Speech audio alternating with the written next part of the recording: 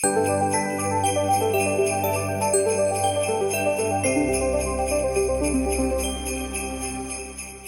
and welcome to Healing for the Hearts podcast. You are very welcome with us today. It is Christmas, and here today we have what we're euphemistically calling a tree on the table here. It's taken us a wee while to uncoil it. You know that thing when you put your decorations away and they're all scrunched up? So it's taken a little while to work out which way up it is, but we think it looks marginally like a tree now. We're hoping from the side that you're watching it from, if you're watching on video, that it does actually look more like a tree than it does from the side that we're sitting at. Not so much like a tree from this side, but we're hoping it looks better from your side. But you are really welcome here on our Christmas podcast, people just like us. Always at Christmas time we try to have a conversation, we try to have staff in on the conversation so that we're not speaking to somebody from outside, but we're actually having a bit of a conversation from the inside of Healing for the Heart in terms of Christmas, in terms of some of the stuff that's round about Christmas for us. We've done various things over the years, and we'll probably be touching on similar things this year because actually the same things come up time and time again through each year. So we are going to chat about Christmas. If you don't know Jodie, this is Jodie. Jodie is our clinical director. Hi. And we're going to have a bit of a chat about Christmas. We're thinking, first of all, I think what we were going to land on, first of all, was thinking about what we really like about Christmas. What's the best bit about Christmas? And we're going to try and not be cynical about what the best bit about Christmas. So I've definitely got some best bits. So about what are Christmas. your best bits about Christmas? Well, so I really, really enjoy a Christmas Hallmark movie. They bring me real joy, and they start with me in October, and I watch them up until Christmas. So I love those things. I also, we have some traditions that we do kind of as a family, depending on where we're spending Christmas. So for years now, if we are spending Christmas in Glasgow, my family and that's kind of an extended family plus anybody who really fancies coming goes up to Luss on Christmas Eve, and we go to the same place, and we have lunch, and we have big lunch, all that kind of stuff, and just spend a little bit of time by the water. Sometimes we swim. Generally we think we might swim, and then we decide not to swim. So I really enjoy that. There's just something lovely about that. And actually last year I was not well at all in the run up to Christmas, and I had not been out the house for a good 2.5 weeks, and then that was the first thing that I managed to leave the house for, and it was just lovely to be able to go and do that, because I missed all the other Christmas traditions that kind of we have in the run up to Christmas, and so to be able to go and do that was lovely. But this year we are not going to be in Glasgow for Christmas, and so the thing that I will really be enjoying is the fact that we're going to see my mum, who stays by the seaside, so we will be on the beach, which will be just lovely. Like, there's something lovely about wrapping up and walking along the beach and knowing that you can do that at any time. Excellent. What are your things? Nice. I was just trying to think. I don't know. Actually, I'm going to say I don't think there's anything. No, that's not true. So I was thinking about the Hallmark thing. Last year we were lucky enough to go away after Christmas, and so we were on a flight after Christmas time. And who knew that all the films on the flight there was a Christmas channel, and I don't usually watch films on a flight, and this was quite a long flight, and I just watched back-to-back Christmas films, and I was so disappointed because I knew when I came back 2 weeks later in January that we'd all have gone again.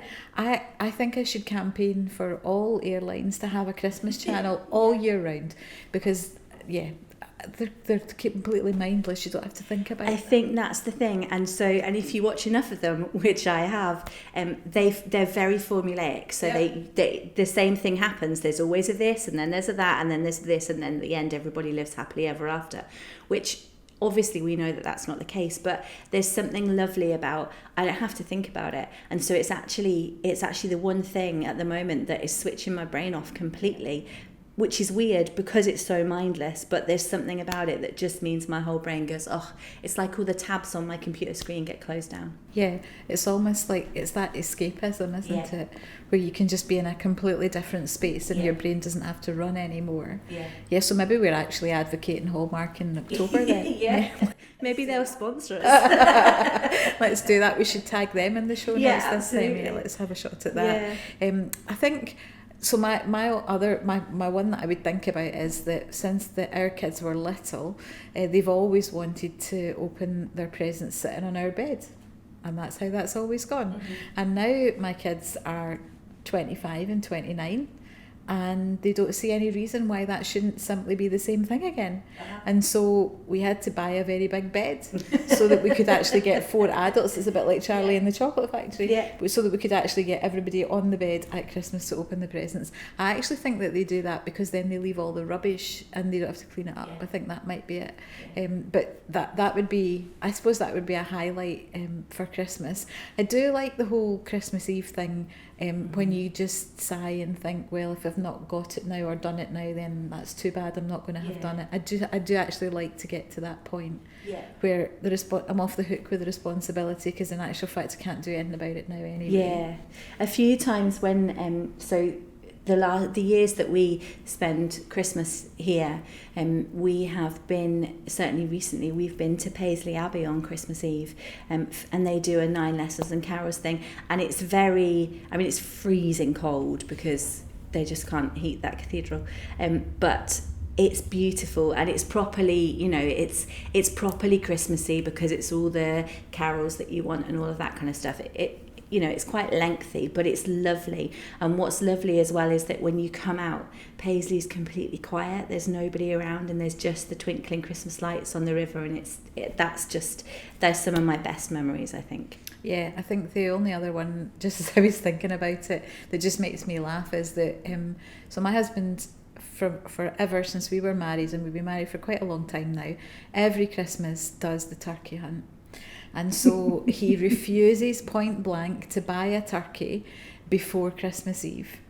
And he plays Russian roulette with the turkey on Christmas Eve. He goes out on Christmas Eve once they've started to put the yellow stickers on, and he will buy whatever it is that's yellow stickered on Christmas Eve. Now, in how long is that? 30 odd years of being married. We've had a turkey every year, but every year I panic and I think, what have I got in the freezer that I'm going to have to feed people tomorrow because he's not going to come back with a turkey? And to be fair, and full disclosure, there have been years where he has buckled to, and he's thought, I can't do this, that doesn't look as if there's going to be any, and he's come home and he's thought he's peaked too early and he hasn't got the bargain that he was looking for. But that would be our infamous turkey dash on Christmas Eve, which interestingly, people that we know now ask us about the turkey dash on Christmas Eve. Does he always, so when he does that, does he always go to the same place? And is it the first one that he buys, or does he see it and he thinks, I might get better somewhere else? Yep, that's exactly what he does. That is it's to the wire so stuff. So stressful. I'm just like, no. I have been known not to tell him and to have bought something and have it in the freezer, so that just on the off chance I have enough time to defrost it overnight so that we have something for Christmas dinner on Christmas Day. But yeah, the turkey dash is now something that we are asked about by friends and family as to whether or not A, he's going to do it this year, or B, he's done it this year. So hold on to your hats and we'll see if we've actually got it by Christmas Eve. That just sounds super stressful. Presumably he doesn't find it such though. No, he thinks it's great fun. It's a huge challenge. Fabulous challenge, great fun, and everybody else thinks it is too. And I think probably everybody else will continue to think it is until the year that they have toasted cheese for Christmas dinner, and then it might not be such a big challenge the following year. So that's not happened yet, which he tells me is because it's not ever going to happen. But let's see. Maybe 2024 is the year for it. I suppose it's that thing too that we think about this as well. It's like the super stress of the turkey and the turkey dash, and of course that's a silly one. But actually, Christmas does put us under a huge amount of stress. Depending on our, I suppose I was going to say depending on the situation we find ourselves in, but I think for most of us it puts us under huge amounts of stress. Yeah, I think so. I think there's always the pressure to do it right, so that it looks like a Hallmark movie actually, because that does play into all of that. And I think the stress of one of the big stresses I find is the money.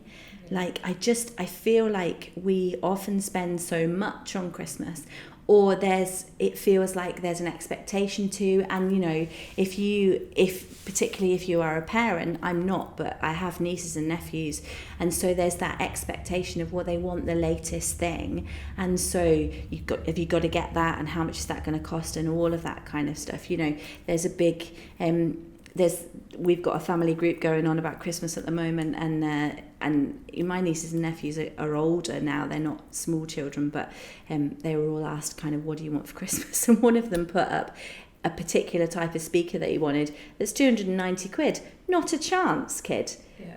But you know, and he's older, so it was probably a little bit of a joke, but it does play into that thing of, well, we should all be spending a huge amount of money at Christmas. And the problem is that A, we may not have that money, and B, in January, what do we do about that? Because then we're left thinking, oh my gosh, and I mean, if I spend too much money, I just feel quite sick about it.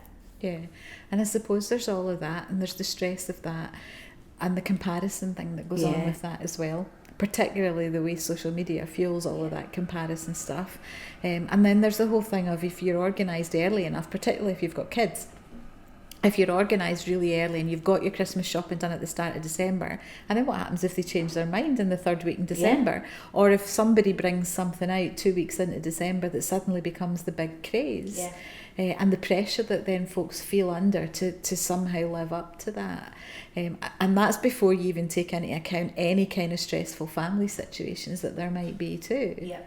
And I know we were talking about this earlier, that whole idea of, you know, where do you go at Christmas time? You know, so if you've got, if there's two of you and you've both got parents, and so which sets of parents do you go to, or do you have your parents to you, or and then who doesn't come and who's going where, and the stress that there is involved in that too. Hugely, and that's hugely stressful, and I in some ways don't find that so stressful now, because our situation's a little bit different and it's changed, and we get on with it, and people, but there's always something about, how do you keep this person happy, and how do we have this discussion in such a way that makes sure that everybody feels heard, but also that everybody feels like maybe they've got a little bit of what they want and nobody's upset by anything. And that's really tricky. And I mean, so my parents divorced when I was 11.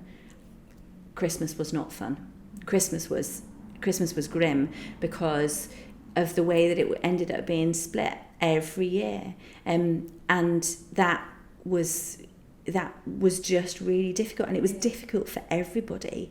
It was difficult for both my parents, because they were used to having us there at Christmas, and suddenly, because they weren't together anymore, that had to be split. And so how do you split that? But it was really difficult for us, because you always felt like you were upsetting a parent. You always felt like, oh my gosh, this parent's not going to be very happy about that. And, you know, one half of my parents was better at that than the other half of my parents, to be honest. Like, one of them, you knew that they really wanted you there, but they understood the situation, and the other one, you just constantly felt like you were letting down, and it was really hard. Yeah. And I suppose that just, you know, that's one example of that stress that comes in then in terms of the people who are around. I suppose my kind of take on that, I was actually just saying to somebody quite recently about the fact that one of the things that Christmas really highlights for me is the people who aren't there, because we bought a few years ago, we bought a huge big dining table because we couldn't get everybody round the table that we had, and now we've lost so many people that we actually can fit round the table without having to extend the table anymore, you know. And you're just like, that's a real reminder of the people who aren't there. And I suppose you know that is around and is really, it's really real for folks at Christmas time as well. And I suppose that very often then we can focus on that stuff, you know, in the resiliency stuff we would teach that we have our negativity bias, and so we would focus on those difficult things and be drawn to focusing on them, and then sometimes they can expand because what we pay attention to grows, and so Christmas then starts to look as if it's not a very happy time at all, and a time that we really want to be in. And I suppose the question that I'm kind of sitting with today is, so what's the, what are your things, what are your angels at Christmas, what are your gifts at Christmas, what are the things that you can actually hold on to that just make all the difference? And that might be us full circle to where we were to start with, but so what are the things, the calm in the storm, the moments of order in the midst of the chaos, what are the things that we hold on to that are really the shining lights of Christmas? Yeah, and I think that's a really good question to kind of ponder and think on. I suppose I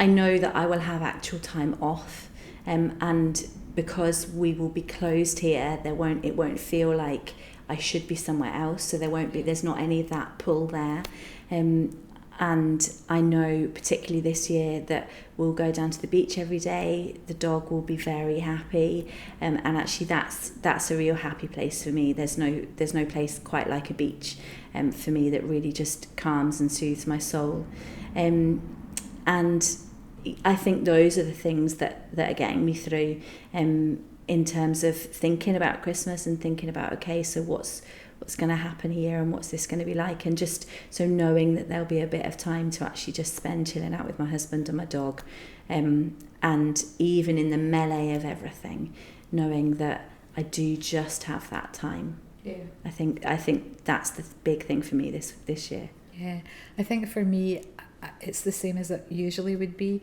in that I need something that occupies my brain. So we're back at the Hallmark movies, although it's not necessarily Hallmark movies. So I need something that I can actually turn my attention to. So I need a project to do.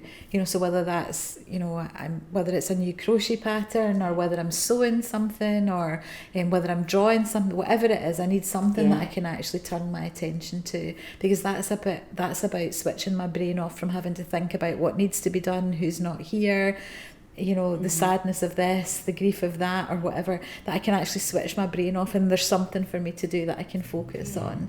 And I think those things are really important though, aren't they? And important, in terms of folks even listening to this, identifying those things that you can actually focus on, that are the things that get you through the difficult stuff. Yeah.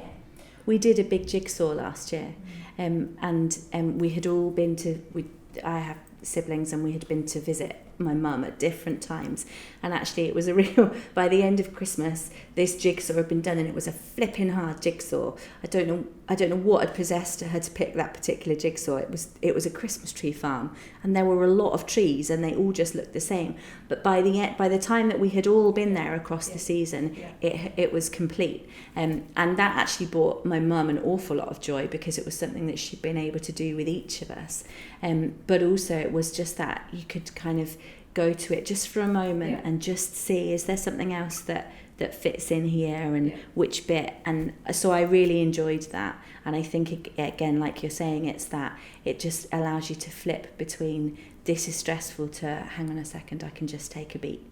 Yeah, and I suppose for everybody, and for folks who are watching this or listening to this, I suppose the thing that's really important is identifying your thing. Yeah. And so maybe it's something that you reward yourself with, and it gets you through the various bits of it that are difficult. Or maybe it is actually just taking it 5 minutes at a time, so we only need to get through this 5 minutes, particularly for people for whom this Christmas is really difficult. So we need to we'll get through this 5 minutes, and that's what we're going to do, and then we'll do this, because that breaks it up, and it makes it more manageable. It's not a huge day that stretches out in front of you. And maybe that's true for folks who are busy at Christmas and have got lots of people around, and maybe it's equally true for people who aren't, and who are on their own at Christmas time. So what is it that you can do that is your thing that will help to get you through? And I guess it's probably better working that out before Christmas Day than it is actually trying to work it out on Christmas Day. Absolutely. I think making plans actually is, whatever those plans look like, and I don't mean in there what are your plans for Christmas, but just making your own individual plan of, okay, what am I going to do, what is going to help me, what are the things that are going to bring me hope, that are going to bring me joy, how do I do this? It's a little bit like the whole idea of eating an elephant, isn't it? You actually you actually have to eat it bite by bite, because the elephant on its own is too big. I'm not advocating eating elephants, but it's that I find that a really helpful image of, okay, how do I break this down? What are the things, we know there's going to be stressful things, but actually where are the glimmers going to be? Yeah. Where is the joy going to be? Where is the moments of hope? Where are going to be the moments that just aren't too stressful? Like, we don't have to go as far as joy. We can just go to, where are the moments where actually we sit there and we think, okay, this isn't too awful right now. And sometimes for some people, that's where we are, and that's totally okay to be there. Yep. And I suppose the flip to that is also true, that in actual fact, if you're teeing this up and this is going to be your best Christmas ever, then it's actually okay. Yeah. And it's okay to be happy. It's okay to enjoy it. It's more than okay to be joyful at Christmas as well. And we're recognising that both sides are valid and both sides are important. And both experiences are valid and both experiences are important. Yeah. And also that even amidst, it might be tricky or it might be really joyful, it doesn't invalidate either thing if there are moments that are the opposite, because actually most things, and life generally isn't just joyful or just terrible. Like, there are good things and bad things in life. That's the rich tapestry of life, I suppose, and that's actually something that you're not doing it wrong if that's what you're experiencing. That's actually just life. And so how do we notice how we're feeling and recognize, okay, I'm not feeling so good now, but actually then a day later, actually this is okay just now. And both those things can be true, and both those things can be true in the same day, and we can hold both those things together. Yeah, absolutely. But I suppose also it's that thing of I'm not feeling great just now, and I'm recognising that my head's going somewhere I don't want it to go. What could I do to actually, we would talk about our resiliency zone, so what could we do to come back into that resiliency zone, that place where I'm the best version of myself, where the sensations in my body are pleasant or neutral, and where I'm not feeling distress. So what can I do? And that's maybe some of those things we've talked about already, about the things that get you through. So, if I get to that place, I need to go and just do a couple of rounds of crochet, because that'll bring me back into my zone again, and I'll be able to cope with the next bit. Yeah, absolutely. And so it might be crochet, or it might be a bit of a jigsaw, or it might be going and having a cuddle with your cat, or scratching your dog's head, or whatever, that kind of thing that just actually brings you back down into the moment, because actually in the moment we only exist in the moment, don't we? And so our heads can't go past and they can't go future, we exist where we are. And so all of those things are really grounding moment things. Yeah, absolutely. In that case, then, all that remains to be said for the rest of this is to wish people a very Merry Christmas. Whatever you're doing for Christmas, and whoever you're spending it with, whether you're spending it with yourself or you're spending it with other people, we want you to know that we're thinking about you, and we want you to know that we really do wish you a very, very Merry Christmas, that we wish you peace, and we wish you all the good things that you could possibly have into the new year. You know where we are, and we'll put our details, and to remind you, just in the show notes here, we'll be closed over Christmas time, because Healing for the Heart's not a crisis service. We'll be closed over Christmas, but if in the new year you think, actually, I could just do with a bit of connection and a bit of support, then please do get in touch with us, and we'll point you in the right direction within any of the things that we do in our service. Thank you for watching, and we will see you again in the new year.